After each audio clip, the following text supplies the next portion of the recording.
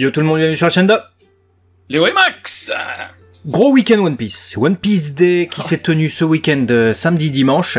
Et le deuxième jour du One Piece Day, il y a eu la diffusion d'un trailer exceptionnel nous dévoilant pour la toute première fois mondiale le Gear 5 tel qu'il va apparaître dans la série animée.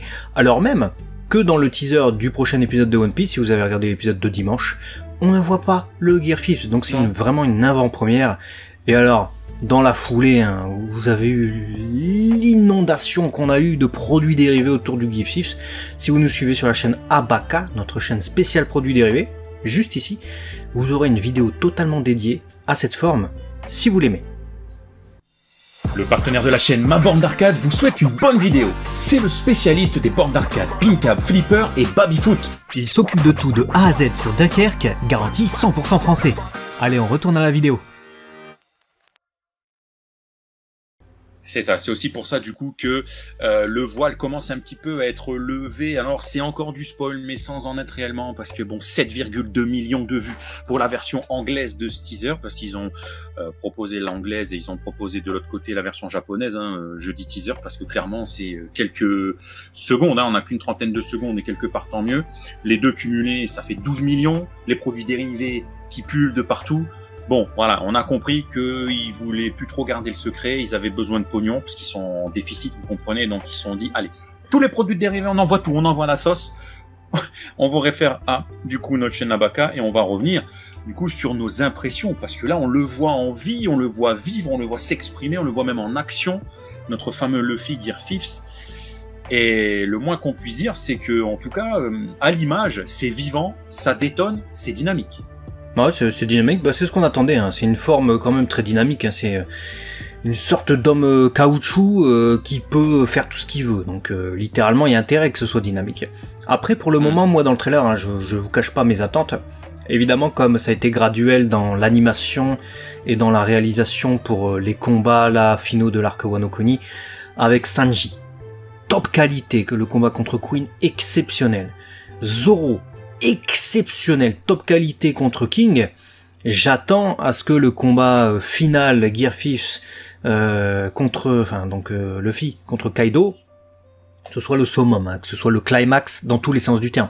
Ça va être le climax scénaristique avec le pic, l'envolée avant que ça redescende et ce soit fini. Ça va être, j'espère aussi en termes d'animation et de réalisation, le climax. Là pour le moment de ce que je vois dans le trailer, c'est beau. C'est beau, c'est même un teaser, hein, c'est 34 secondes avec en plus des textes, donc c'est pas vraiment un trailer, c'est un teaser plutôt.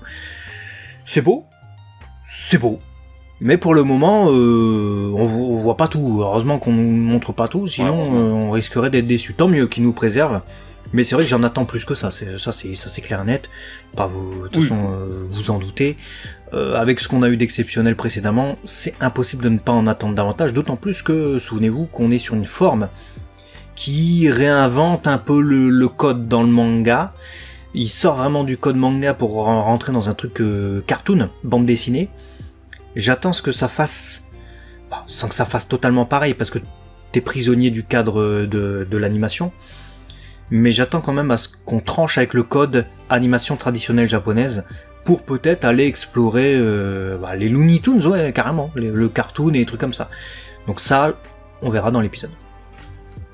Ouais, moi je suis, tu vois, je suis quand même rassuré sur un seul point, c'est que de ce que je vois, je te rejoins sur le fait que j'en attends plus, même si les peu de choses qui nous ont teasé sont là pour nous faire monter la hype, parce qu'effectivement, je vais pas paraphraser tout ce que tu dis, mais voilà, je pense que vous, tout comme nous, c'est une forme hyper importante dans l'univers de One Piece pour Luffy.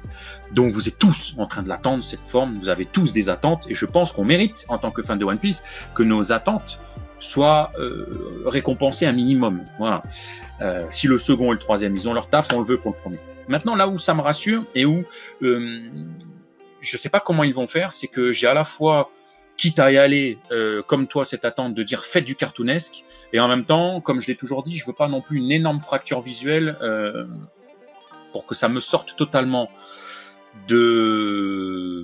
du combat, parce que l'aspect cartoonesque il est du côté de Luffy, mais Kaido il doit garder une certaine crédibilité, et toutes les autres personnes qu'on va pouvoir être amené à voir dans la suite de One Piece, qui seront les ennemis de Luffy, Barbe Noire ou peu importe, doivent rester eux ancrés dans le style habituel. Donc je sais pas comment ils vont réussir à bien mélanger les deux pour que ce soit à la fois du cartoon et en même temps garder les codes.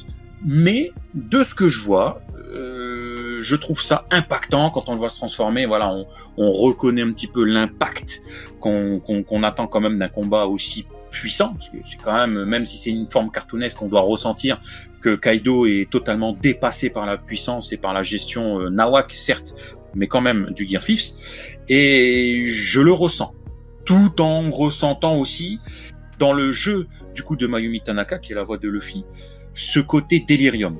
Je pense qu'elle va aussi énormément favoriser le côté funny de cette forme dans son jeu, parce que là où tes yeux, c'est impactant, ça part, il tord dans tous les sens, ça se voit. Moi, elle me fait rire en fait. Elle m'a fait rire et ça m'a permis de me dire ouais, il va totalement être déluré ce Gear Fifth. Donc, écoute, l'un dans l'autre, ce que je vois me plaît. Il t'a fait rire dans la bande-annonce? Parce que je sais que t'as détesté cette forme en manga, donc... J'aime pas cette forme de base, enfin j'aime pas, j'essaye de m'y faire petit à petit, et notamment les dernières reveals. Alors si vous êtes animé only, je vais pas trop en dire, parce que c'est possible vu que c'est un teaser en animé. Mais les derniers reveals m'ont un petit peu plus rassuré, là où cette apparition-là dans le manga m'avait créé une fracture telle que je suis pas le plus grand fan initial du Gear Fifth. J'ai besoin d'autres apparitions, d'autres mises en lumière, d'autres mises en situation. Ça regarde que moi, vous n'êtes pas obligé de déverser votre haine dans les commentaires en mode Max, t'as rien compris. C'est simplement que la forme qui prend à contre-pied les codes du shonen, où justement les enjeux souvent quand on atteint un power-up, c'est parce qu'ils sont lourds, ils sont graves. J'ai toujours adoré prendre cet exemple-là parce qu'il est marquant. Si le Super Saiyan de Goku était apparu après l'explosion de son meilleur ami Krillin, en mode Goku qui fait contre Frieza, ça m'aurait un peu sorti du game. Voilà, je suis pas sûr que j'aurais autant kiffé. J'ai un peu ce ressenti-là parce que c'est Luffy, parce que c'est le héros, parce que les enjeux quand même à Wano, à la base, je vous rappelle, sont lourds de conséquences, sont graves pour le peuple. Voilà. Donc, effectivement, j'ai l'impression de ressentir à la fois du nawak de la part de Mayumi Tanaka, parce que c'est le Gear Fifth, je vais pas le recréer, et en même temps du sérieux dans le punchy de l'animation, qui fait que je me dis, bon, ça sera peut-être pas que du nawak, ça cartoon, et ça va peut-être pas me sortir totalement. Et c'est ce petit point-là qui me raccroche un peu, qui me fait, tu vois, tenir la corde en mode, ah, il y a peut-être quelque chose qui peut me tenir malgré que le concept de base, c'est un concept. Que tu adhères ou pas. Mais c'est conceptuel. Ça, tu peux pas l'enlever. Voilà. Moi, ce que j'attends justement, c'est qu'ils nous fassent qu'ils nous transposent des Looney Tunes, qu'ils nous prennent des animateurs américains là qui ont bossé sur ce Space Jam ou ce que tu veux, et qui nous mettent ça quoi. Parce que c'est ce qu'on a dans le manga en fait. Je veux de la fidélité au manga. J'ai bien aimé le teaser, mais le teaser n'est pas révélateur de ce qu'on va avoir dans l'épisode. Et à contrario de toi, moi ce que je veux justement de cet épisode, c'est qu'il tranche complètement avec ce qu'on a eu auparavant. Et auparavant, on s'est quand même tapé, là ça fait combien d'épisodes, 20 épisodes, 30 épisodes, je sais pas, de Luffy qui se tape contre Kaido. À un moment donné, c'est long quand même. Hein. Les Gomu Gomu no qui durent 107 ans, qui durent 5 minutes d'épisode, où ils se tapent, c'est la bagarre de la bagarre, et ils se tapent, et bon, c'est tout le temps la même chose. Parce que Toei essaie de gagner du temps, ça a toujours été comme ça. Ils nous remettent même des scènes dans le dernier épisode qu'on a déjà vu, et qui étaient déjà abouties il y a 2 épisodes, genre Fukurokuju contre Raizo. Fukurokuju, il tombe que maintenant, il était déjà tombé il y a 2 épisodes. Bon, on sait comment ça marche. Donc là, j'attends à ce que ça tranche avec ça. Le combat de la force contre la force de Luffy contre Kaido, je l'ai déjà vu. Donc maintenant, je veux Luffy qui délire versus Kaido. Kaido qui comprend pas ce qui lui arrive. Et c'est ça qu'on a en manga. Ça nous avait déplu tout ce côté où le sérieux passe à la trappe pour du gag, avec l'enjeu qui passe à la trappe également pour Kaido. On va voir comment ça sera en animé. Mais je veux au moins que l'aspect déluré du Gear Fifth soit totalement conservé. et l'aspect tranchant avec le code du manga. Donc là, l'aspect tranchant avec le code de l'animation japonaise. Voilà, s'il n'y a pas ça, pour moi, attention, je l'attends au tournant, je dirais que ça sera pas très bien adapté. En tout cas, pour ce qui est de la musique, je sais pas si c'est une musique ou si c'est juste l'ambiance, mais le tout. Bon, on est dedans. C'est les tambours battants de la révolution, de l'apparition de Joy Boy.